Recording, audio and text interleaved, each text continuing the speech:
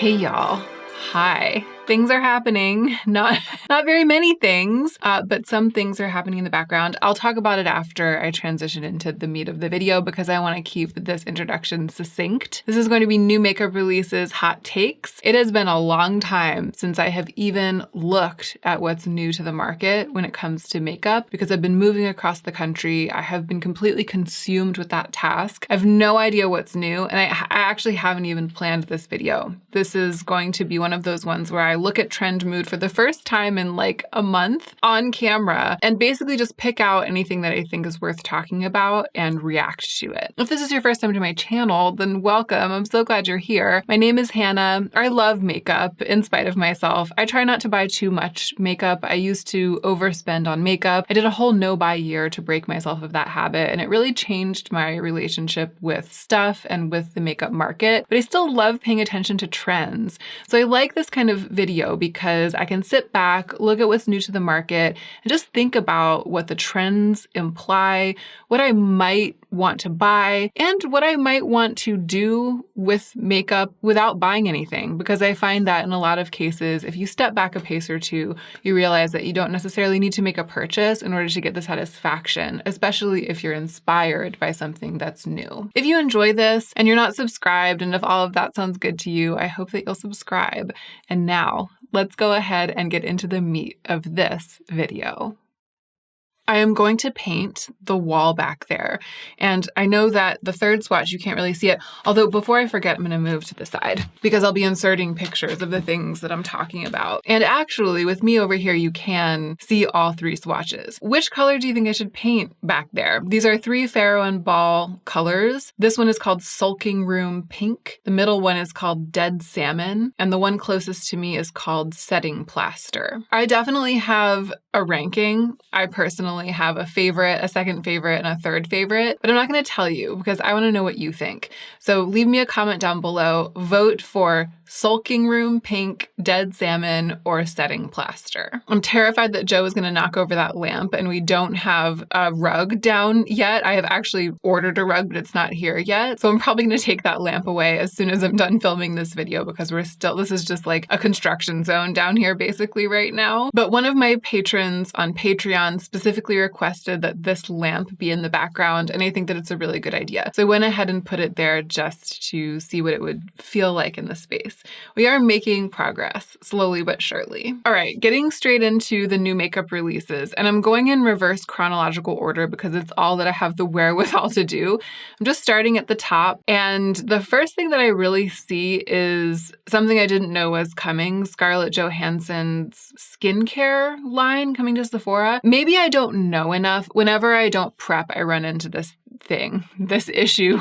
The issue of ignorance. I just don't know, okay? So maybe people are really excited about this. Maybe there's a lot of science behind it. Maybe all the other YouTubers are like, I've looked into this and I'm actually really excited about it. I haven't looked into it. I've only seen Trend Moods post about it. And my feeling is a total lack of interest. Is it okay for me to be like, I just am not intrigued by this because there's so much good skincare on the market these days? It seems unlikely that there's not a markup on this skincare that's associated with the celebrity name. You know what I mean? Like, it just seems like you're definitely partly paying for the fact that it's a celebrity brand. And so why would I want to do that when there's so much good skincare that doesn't have that celebrity tax, the Scarlet tax? But that is, once again, a completely uneducated response. It's just my knee-jerk reaction to this as somebody who's been in the beauty world for years now and is learning about this for the first time. This is my hot take, okay? That's why we call it New Makeup Hot Takes. Immediately, this Yves Saint Laurent New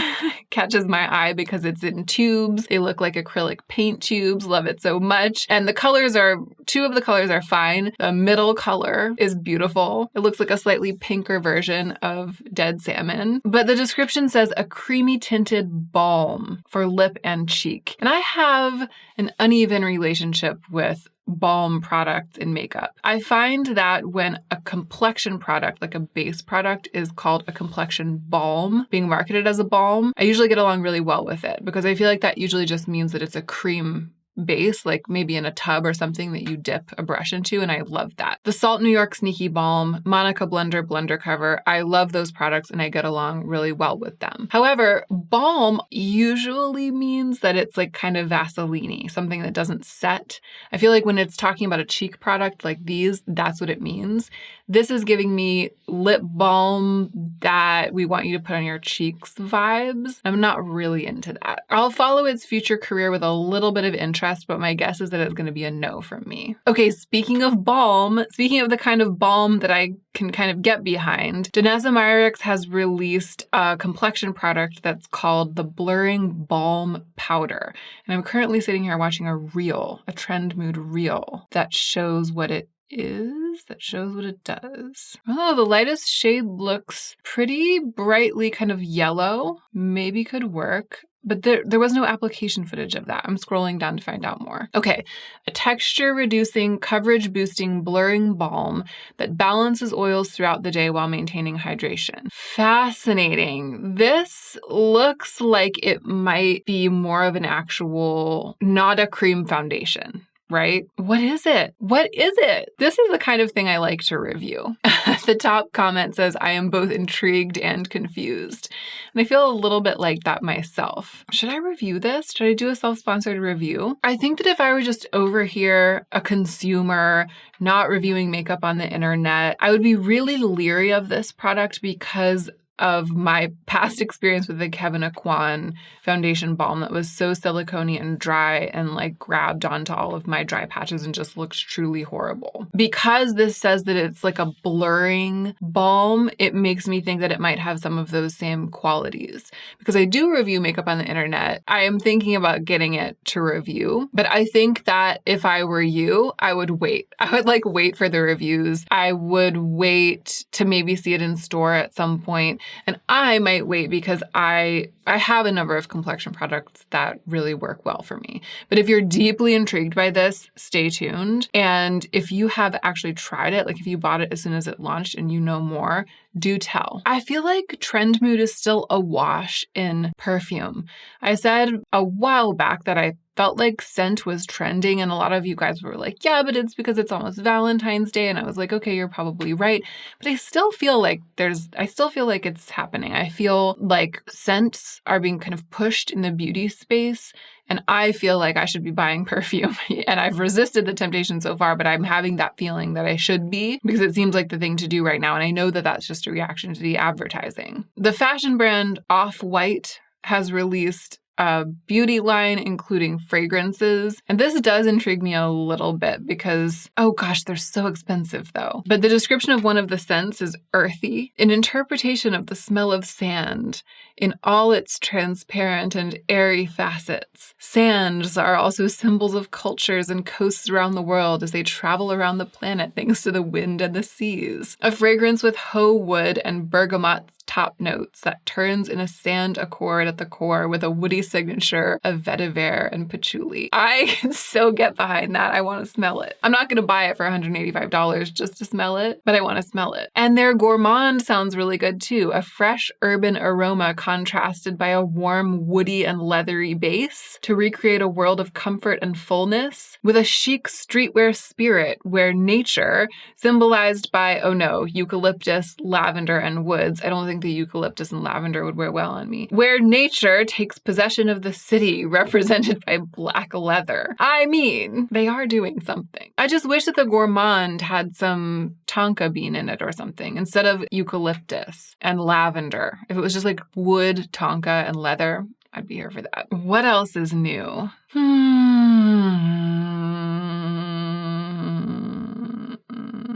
So Wayne Goss has also released a cream foundation, and this does look like the kind of thing that I would like to review.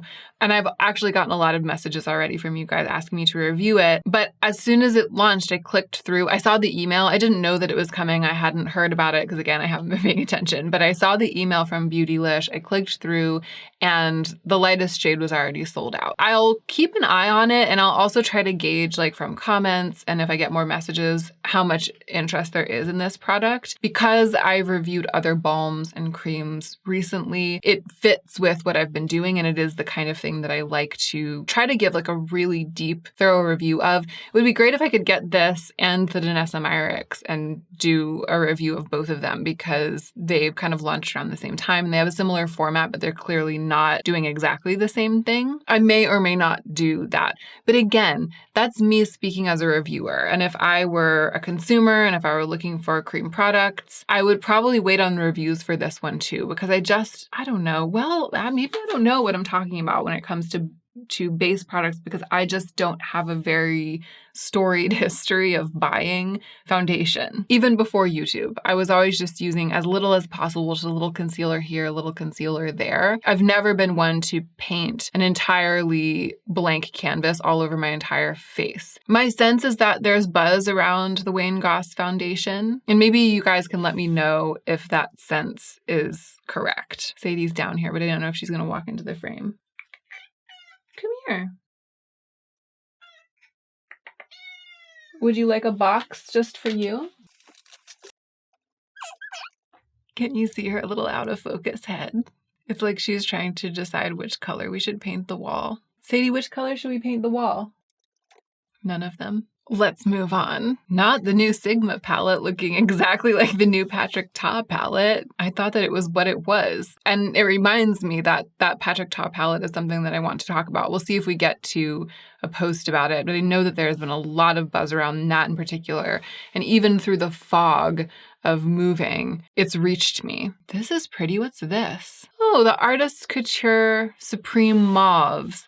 So it's pretty in a basic way, but I do find that I am usually pretty impressed by the color story of Artist Couture palettes, except for that one color story that was like with the blue. And I felt like they released it like 3 times in a row or something. But all of the other palettes have been really beautiful, and this is no exception. This looks like a really compelling NARS palette to me. Like that balance between color and neutrality, like old school NARS. Kimchi Beauty is coming through with some unusual lipstick colors.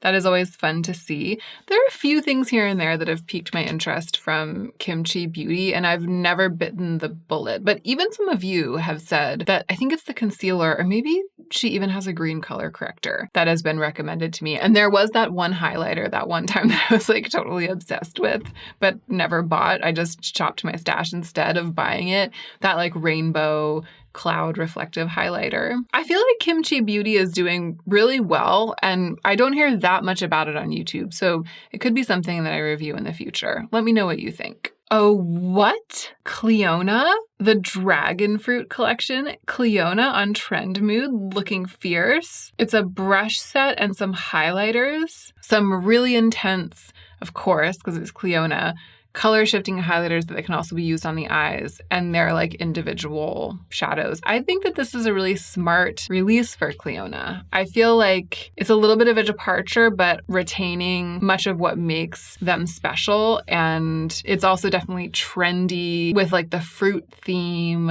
and is not overwhelming because there are just 2 colors of highlighter. For me personally, it's a little bit on the cutesy side. I would never criticize someone for loving this kind of thing or a brand for producing this kind of thing, because I know that for a lot of people, this is the sweet spot. And I think that inside of that realm, it's actually done in a very elegant way. One of the things that I like about Cleona, the stained glass collection, is that it is so kind of like raw materials feeling, like the metal tins, no packaging because they're just loose eyeshadows that go into magnetic pans. And so it's just the color of the makeup creating a sort of stained glass window in your palette. I really like that. It feels exciting, like texturally exciting, but sort of minimalist in its own way, you know? And that's really right up my alley. I really, really love that. So this comes with color and structure and packaging, and it's like these cute brushes with the green bristles and this cute little pouch and all of that stuff. That's less of the stuff that excites me personally when it comes to makeup. But I do think that this is a really smart direction for the brand, because I think that this will be like more accessible and more buyable to more people than single eyeshadows are. Really interesting though. I would never have predicted this, but I hope that it does well because I really love Cleona and I want them to be able to keep doing what they're doing. We have Hailey Bieber's skincare line launching. I did know a little bit. I knew that this was happening, but I've only ever felt the same way about it that I felt about the Scarlett Johansson skincare. We'll see, but it probably won't be from me that you learn the tea. I'm probably not going to be reviewing Rhode. I'm going to say this briefly because I feel like I've said it a million times. Even though I'm not interested in buying Kylie Cosmetics, it always catches my eye. When I'm scrolling through Trend Mood, I'm always like, wow, that's a beautiful palette. That looks beautiful. What is that? And then I click on it and I'm like, oh, it's Kylie. And I'm not like actively against it, like down with Kylie. It's not that. It's that I don't feel any kind of kinship with the brand or attraction enough to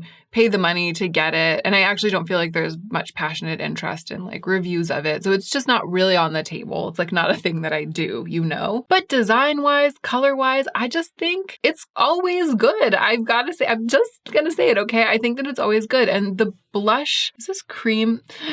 That actually looks really nice. Oh, it's a mix though. There's a cream blush, a cream highlighter, a powder blush, and a powder highlighter all in one quad. That's probably not it. I think if it were 4 cream blushes, that might be my first purchase from Kylie. Because wow, the creams look really pretty. I'm going to scroll through and see if there are swatches.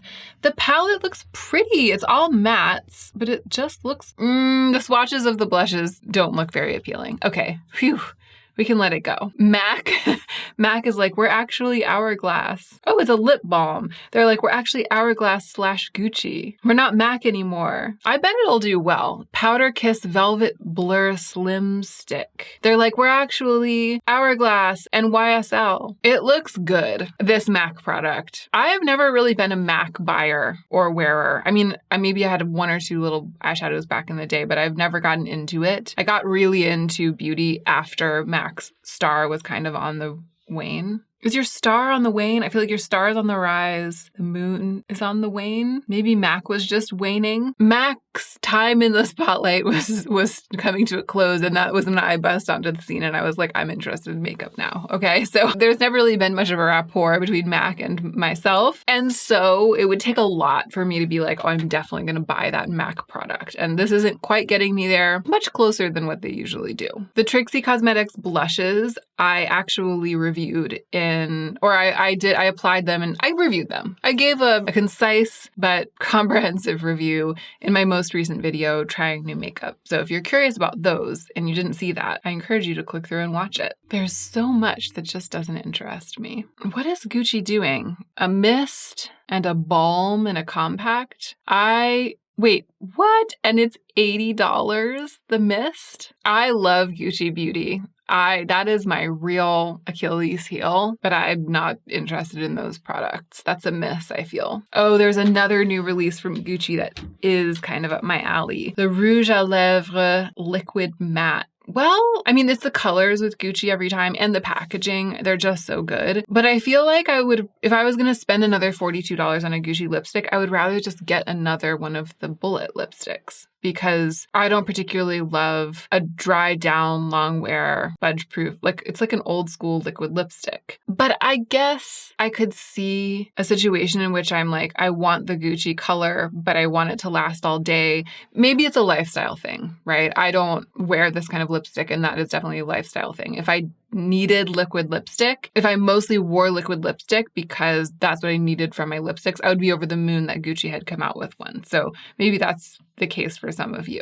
Okay, here's the Patrick Ta palette, but it's coming up in a post about the Sephora sale, which I completely missed, you guys. I'm so sorry I didn't do a video about the Sephora sale survival video this year. I didn't even really know what was happening. It was in the middle of the move, and I mean, I didn't shop the sale, obviously, but I also usually, I pretty much never do, but I usually make a video about why I'm not really an aggressive Sephora sale shopper, and I just didn't. I didn't. This is the first time, I think, since I started my channel that I basically missed the sale, meaning that like I missed the opportunity to make that content about it. So if you needed it and you know about my sales survival playlist, I hope that you were able to go back and watch that playlist. I'll link it down below in case you don't know about it and you are curious. Briefly, I will just say that my experience as a former obsessive buyer of makeup and overspender on beauty products, my experience is that I would overspend the worst during the time of the Sephora sale. So it didn't matter that I was getting like a tiny % off, like a 15% discount or something on the products. I would always spend way more than I should have been spending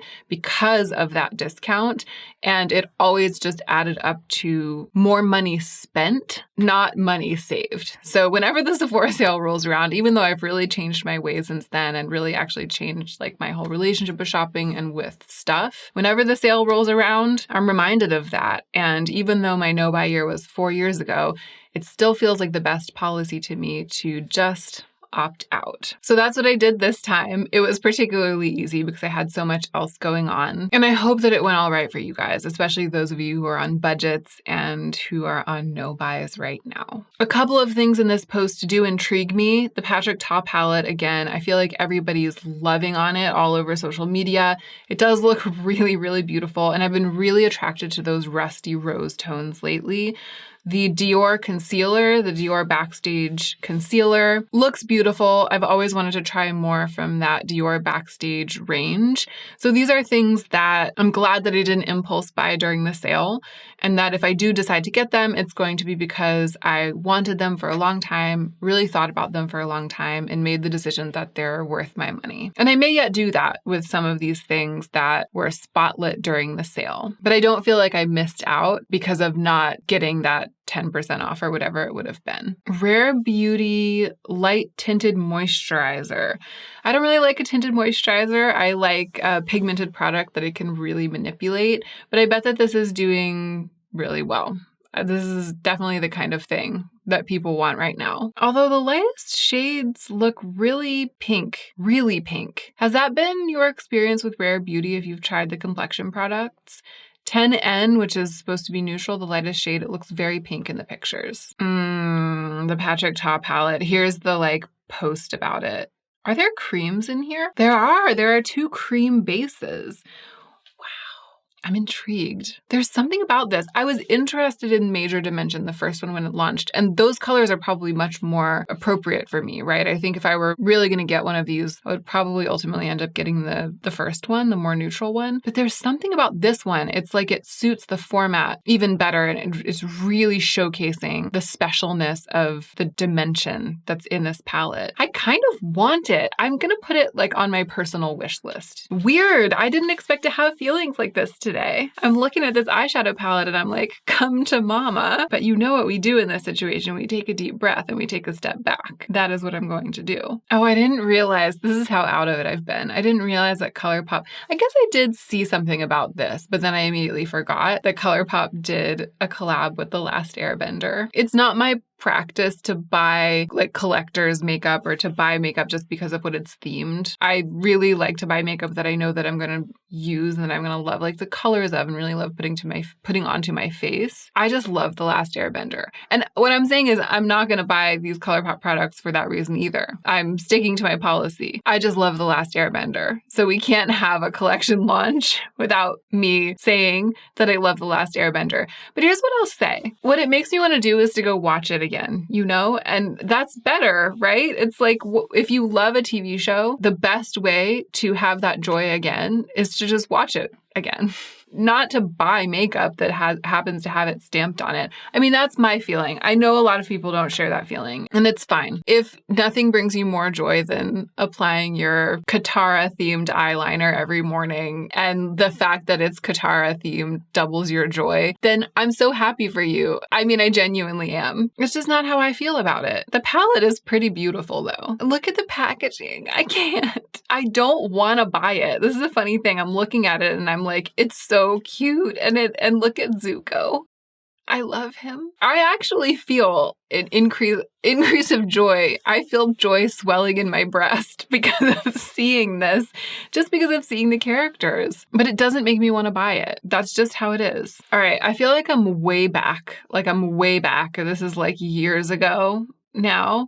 I've been scrolling and scrolling. And so I'm just really going quickly through to see if there's anything that I missed that's like a big thing that I should be talking about. I don't think so. I think I've actually gotten all the way down to the last time the releases from the last time I filmed new makeup releases. I mean, things have happened like Makeup Geek closed, and there are all of these cream blushes that I, in theory, am curious about, but I don't, because I really love cream blush, but I don't really see like colors that I love in them. Like there'll be a light color, but it'll be very peach. And then there'll be, I don't know, there's a lot of bright colors. There just isn't anything else leaping off the page making me want to talk about it. So I'm just going to leave it there. No new Natasha Denona palettes. No new Pat McGrath palettes. No spectacularly intriguing like cream cheek releases. Basically, those are the things that I feel like I really need to be on point to react to. But it seems like it's been relatively chill in the world of new makeup releases as I've been moving. Maybe I kind of got like a between seasons moment, because I feel like it's not around the time of the Sephora sale that brands are like pushing out a bunch of new product. During the sale, they're like sitting back and hoping that you buy the things that they released like over the past 6 months. I'm going to come back to the middle. That is it. Thank you so much for watching this new makeup hot takes. It felt pretty chill to me. I hope that it was enjoyable to watch. Don't forget to give me your vote. Dead Salmon, wait, where are we? Sulking Room Pink, Dead Salmon, or Setting Plaster. As always, thank you so much for being here. You are just precious to me, and I hope that you are taking extra good care of yourself so that you can be the most effective version of yourself as you do your work in the world.